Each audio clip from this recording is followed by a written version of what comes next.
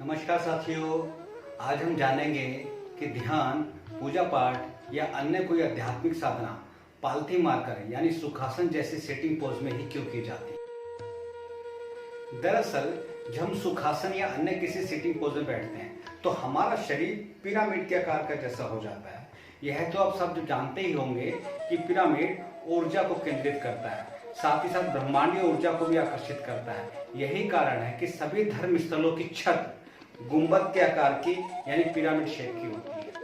इतना ही नहीं, ध्यान के दौरान साधक को कमर यानी स्पाइन सीधी रखने के लिए कहा जाता है, क्योंकि हमारी स्पाइन में सुषुम्ना नाड़ी का स्थान होता है जिसमें ऊर्जा का प्रभाव होता है। स्पाइन पर ही 7 ऊर्जा के केंद्र होते हैं जिन्हें चक्र के नाम से जाना जाता है। स्पाइन को सीधा बनाए रखने के पीछे एक यह कारण भी है कि सीधी स्पाइन हमारी नेचुरल पोस्चर होती है, इसलिए स्ट्रेट स्पाइन के समय हमारी स्पाइन की मांसपेशियों पर भी तनाव का स्तर कम होता है।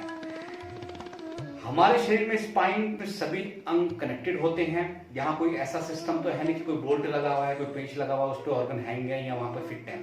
तो सभी अंग स्पाइन से ही कनेक्टेड होते हैं, तो स्ट्रेट स्पाइन रखने से इन अंगों पर कम दबाव पड़ता है। एक रिसर्च में तो यह भी पाया गया कि रेक्लाइन पोज और जो स्ट्रेट पोज है उसका जब तुलना किया गया तो यह पाया कि रेक्लाइन पोज व्यक्ति के अंदर लेजीनेस पैदा करती है, उसके अंदर अलर्टनेस को कम करती है, जबकि स्ट्रेट रहने से, स्ट्रेट बैठने से आपके अंदर जो है अलर्टनेस बढ़ती है और आपके साथ थकान भी आपके अंदर कम उत्पन्न होती है, कम पैदा होती है।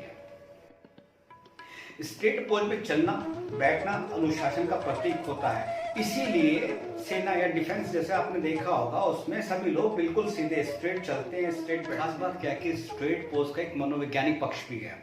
यह आपको स्वस्थ महसूस कराता है। जब आप स्ट्रेट पोज में होते हैं तो आप एकदम स्वस्थ महसूस करते हैं, आप कॉन्फिडेंट महसूस करते हैं, आपके अंदर एनर्जी जो है वो ज़्यादा होती है और साथ ही साथ आपकी जो अलर्टनेस है वो भी ज़्यादा होती है।